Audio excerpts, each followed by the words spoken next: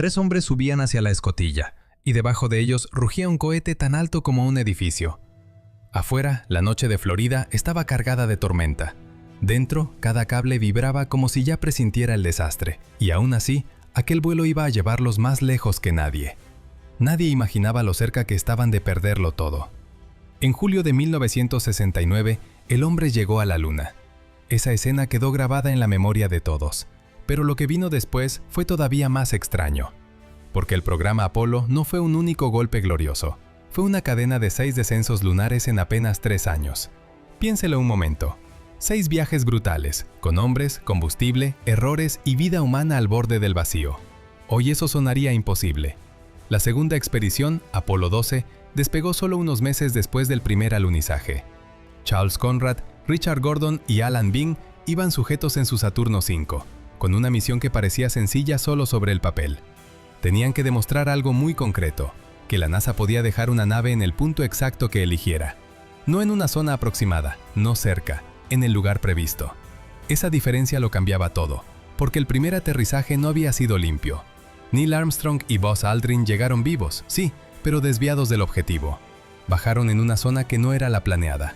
Para la ciencia lunar, eso era un problema serio. Si querían estudiar la superficie con orden, necesitaban precisión. Por eso eligieron una meta pequeña, pero cargada de simbolismo: Surveyor 3. Allí, en la superficie gris, llevaba 3 años esperando una sonda robótica, como una tumba metálica abandonada bajo un cielo negro.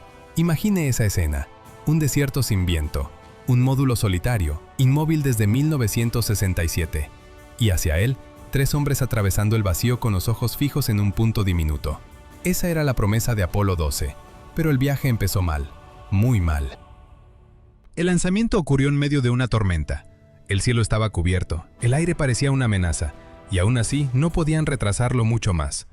El presidente Nixon y su esposa estaban en Florida para presenciar la partida. Había presión, mucha. Si no salían entonces, la siguiente oportunidad quedaría lejos, y en estas misiones, el tiempo siempre muerde. La inmensa torre de fuego se elevó entre nubes oscuras. Luego vino el primer golpe. A los pocos segundos, un rayo impactó la nave. La cabina se llenó de luces de advertencia. Los sistemas eléctricos se desordenaron como una casa sacudida por una mano invisible. La comunicación con tierra se cortó. Los 3 hombres quedaron suspendidos dentro de una máquina herida, sin saber si seguían subiendo o ya caían. Y entonces llegó el segundo rayo. La nave perdió energía principal, guía y navegación. En cuestión de instantes, el Apolo 12 quedó casi ciego. Era el tipo de fallo que, en cualquier otro momento, habría significado una tragedia abierta. Pero hubo un hombre en tierra que recordó un problema visto antes en un entrenamiento. No fue una gran teoría, fue un reflejo rápido. Le ordenó a la tripulación cambiar un interruptor clave a un modo auxiliar. Hágase esta imagen mental. Una frase lanzada por radio, seca y urgente, mientras el cohete sigue trepando hacia la oscuridad. Funcionó.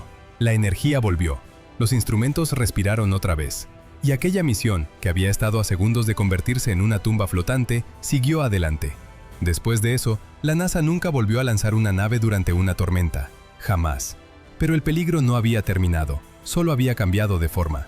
A medida que el Apolo 12 se acercaba a la Luna, el objetivo dejó de ser sobrevivir y pasó a ser aterrizar con exactitud milimétrica. Y lo logró. La nave descendió casi al borde del cráter de Surveyor, a muy corta distancia de la sonda que llevaba años allí, sola y silenciosa. Fue una llegada tan precisa que parecía una demostración de orgullo, como si la NASA quisiera decirle al mundo: ahora sí sabemos dónde poner un hombre. Eso nos lleva a la parte más asombrosa. Los millones de personas que veían la transmisión estaban a punto de contemplar la primera imagen en color desde la superficie lunar. Piensa en la emoción de ese momento.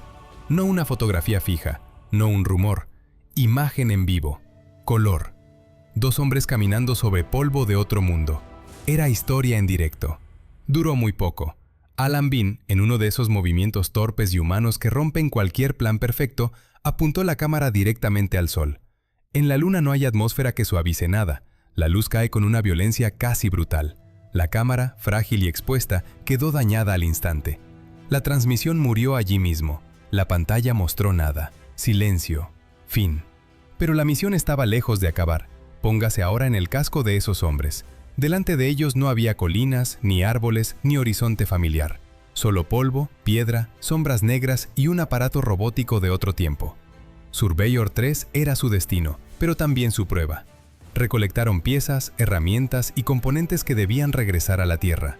Eran objetos marcados por algo que antes nadie había conseguido: sobrevivir durante largo tiempo fuera del planeta y volver después intactos o casi intactos. Eso no era solo una hazaña técnica, era una advertencia, porque la Luna no era un lugar muerto y simple, era un lugar que guardaba huellas, ecos y sorpresas. A bordo de aquella misión también llevaban una batería de instrumentos llamada por la NASA un complejo de experimentos lunares. Su función era seguir vigilando la superficie cuando los astronautas ya no estuvieran allí. Uno de esos aparatos medía los temblores del suelo, un sismómetro, en palabras sencillas. Un oído plantado sobre la roca para escuchar lo que la Luna hacía en silencio. Y la propia NASA decidió dar un paso más inquietante. Quisieron hacer vibrar la Luna a propósito. Cuando los astronautas abandonaron la superficie y regresaron al módulo en órbita, la nave que había quedado atrás fue dirigida de forma deliberada contra la Luna. El impacto levantó vibraciones que los científicos registraron con atención. Y entonces llegó el dato que heló la sangre de muchos. Las reverberaciones siguieron durante casi una hora. Casi una hora. Como si la Luna entera respondiera con un zumbido profundo, largo, imposible de ignorar. Escuche esa imagen. Un golpe seco en un mundo sin aire. Luego, un eco que no muere enseguida, solo se arrastra, solo persiste. Aquel experimento hizo pensar que la Luna era mucho más extraña de lo que parecía. No era una piedra inmóvil colgando en el cielo, era un cuerpo que resonaba, un cuerpo que guardaba la huella de cada sacudida. Y todavía faltaba algo peor, porque Apolo 13 iba a demostrar que el espacio no perdona la más mínima grieta. Esta vez no hubo rayos, no hubo tormenta visible. El peligro apareció en el lugar más frío y cerrado de todos, el interior de la nave.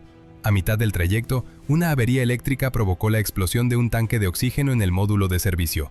Y de pronto, 3 hombres quedaron atrapados en una máquina herida, lejos de la Tierra, con el aire escapándose de su lado. Ahí empezó la verdadera pesadilla. 3 millones de ojos, quizá más, seguían pegados a las pantallas. Y esta vez el silencio era distinto. Después del susto de Apolo 13, la Luna ya no parecía un escenario heroico. Parecía un lugar capaz de tragarse a 3 hombres y no devolver nada. Por eso Apolo 14 llevaba encima una presión brutal. No era solo otra misión, era la prueba de que Estados Unidos todavía podía volver a intentarlo sin terminar en duelo nacional. Y en el centro de esa apuesta estaba un nombre que pesaba como una medalla: Alan Shepard, el hombre que había abierto la puerta del espacio para su país. Shepard tenía 47 años. Era el veterano de más edad del programa Apolo. También era el tipo de astronauta que inspiraba confianza incluso antes de hablar. Su presencia decía una sola cosa: aquí entra experiencia, no improvisación. Pero la Luna no respetaba la experiencia.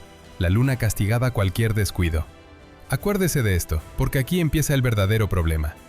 En aquellos vuelos, la nave principal y el módulo lunar debían separarse, girar en el vacío y volver a acoplarse con precisión quirúrgica. Era un baile mecánico hecho a ciegas, con ayuda electrónica, pero todavía muy dependiente de la mano del piloto. Y en una misión tan delicada, un fallo así podía arruinarlo todo. Eso fue exactamente lo que ocurrió.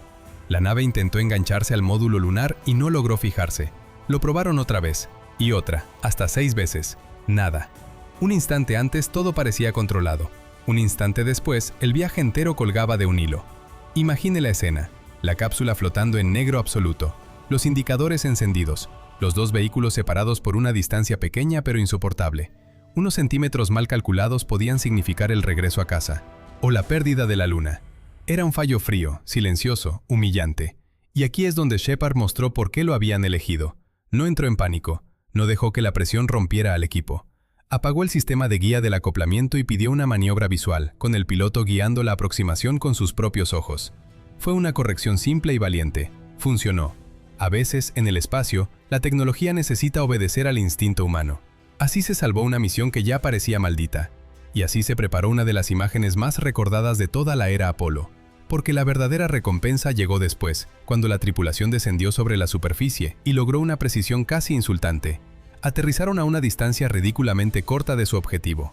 Casi podía decirse que habían clavado la puntería en un mundo sin referencias. Pero lo que hizo famosa a Apolo 14 no fue solo su precisión. Fue el gesto que rompió la solemnidad. Fue el instante en que Shepard, ya sobre la superficie, hizo algo que nadie esperaba ver en un lugar tan remoto. Piense en la escena con calma. Un hombre solo, enfundado en un traje blanco rígido, plantado frente a la cámara, con la desolación gris extendiéndose detrás de él como un mar muerto. Antes del viaje había escondido una pequeña sorpresa. Adaptó una cabeza de palo de golf al extremo de su herramienta lunar de recogida de muestras. Luego subió 2 pelotas, 2 pequeñas bolas blancas en el lugar más extraño imaginable. Y allí, ante las cámaras, intentó el golpe. Con un traje espacial, sin poder usar las 2 manos con libertad, el movimiento fue torpe, más corto de lo que habría querido. El primer golpe salió desviado. El segundo salió mejor. La pelota salió rodando y luego levantó un poco el vuelo sobre el polvo lunar. Shepard aseguró después que había viajado kilómetros. En realidad fue mucho menos. Pero eso importó poco. Lo que importó fue el símbolo, porque América necesitaba exactamente eso. No otra alarma, no otro susto. Necesitaba ver que el espacio no había derrotado al programa. Necesitaba una imagen humana, casi insolente, en medio de una empresa que había empezado a parecer demasiado frágil. Y ese pequeño golpe de golf devolvió algo más valioso que una victoria deportiva. Devolvió confianza. La misión Apolo 14 cerró la herida abierta por Apolo 13, y al mismo tiempo abrió otra etapa. Ya no se trataba solo de llegar, se trataba de quedarse más tiempo, caminar más lejos y entender mejor el terreno. Ahí entra Apolo 15. Este fue el salto verdadero. No un simple regreso, sino una nueva manera de explorar la Luna. Ahora el objetivo era exprimir cada hora de la estancia. Para eso, la NASA mejoró el sistema de soporte vital del módulo lunar. Los astronautas podían permanecer allí arriba durante 3 días completos. 3 días. En la superficie de otro mundo. Y para que ese tiempo no se desperdiciara, apareció una pieza que cambió todo. Imagine un pequeño vehículo eléctrico, abierto, con ruedas finas y aspecto de carrito de minería salido de una novela de guerra. Ese fue el rover lunar. No era rápido en términos terrestres, apenas llegaba a una velocidad modesta, pero en la Luna era una revolución. Permitía alejarse del módulo, cruzar terrenos difíciles y traer rocas desde lugares que antes quedaban fuera del alcance humano. Con ese vehículo, la tripulación de Apolo 15 atravesó crestas, pendientes y antiguos flujos de lava endurecida. La superficie ya no era solo un lugar donde plantar una bandera, era un archivo geológico. Y en medio de esa exploración, encontraron una muestra que después recibió un nombre casi sagrado, la piedra Génesis. Una roca antiquísima, nacida cuando el sistema solar todavía estaba en sus primeros días. Piensa en lo que eso significa. No era una piedra cualquiera, era un fragmento del pasado remoto del mundo, arrancado de un terreno que había permanecido intacto durante miles de millones de años. Sostener algo así debió de sentirse como tocar una ruina anterior a la historia misma. Y todavía hubo otra demostración inolvidable. La tripulación dejó caer una pluma y un martillo al mismo tiempo. En la Tierra, el aire cambia todo.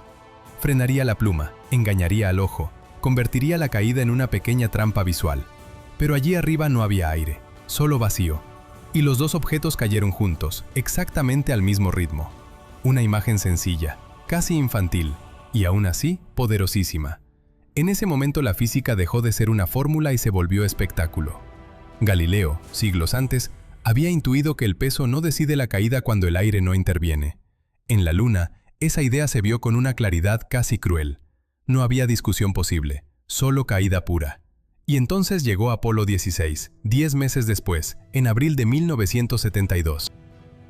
Esta vez el destino era distinto, las tierras altas lunares, una región que muchos creían relacionada con una antigua violencia volcánica.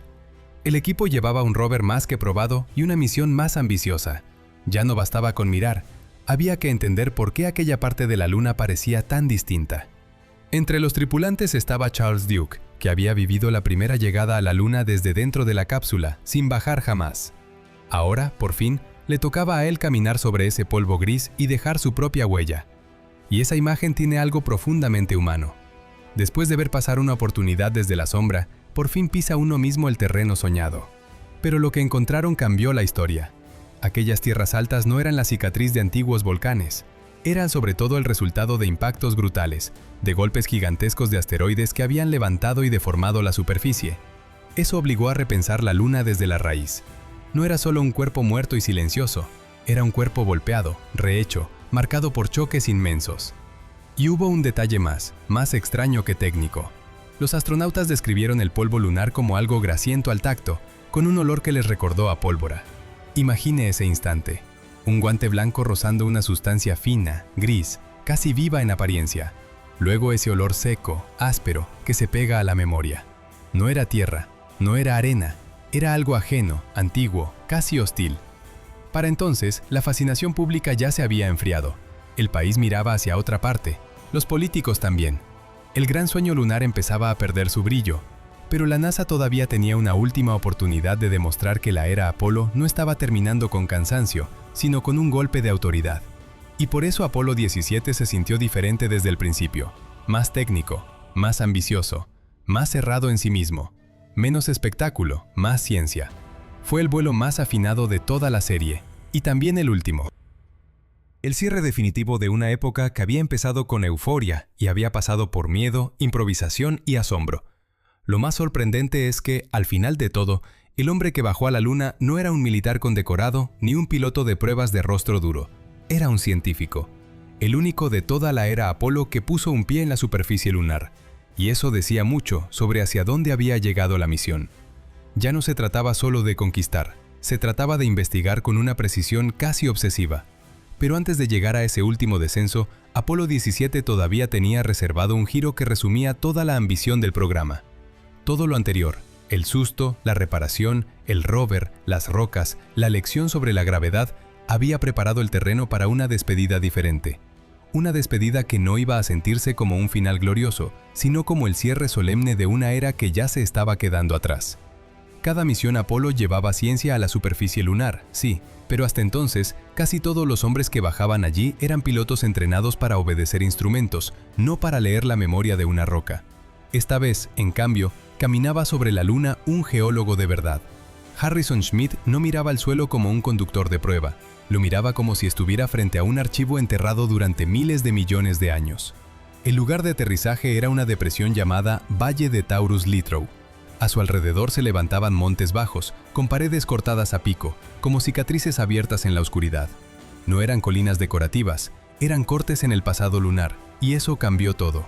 Allí, la misión Apolo 17 encontró más tiempo, más distancia y más secretos que ninguna otra.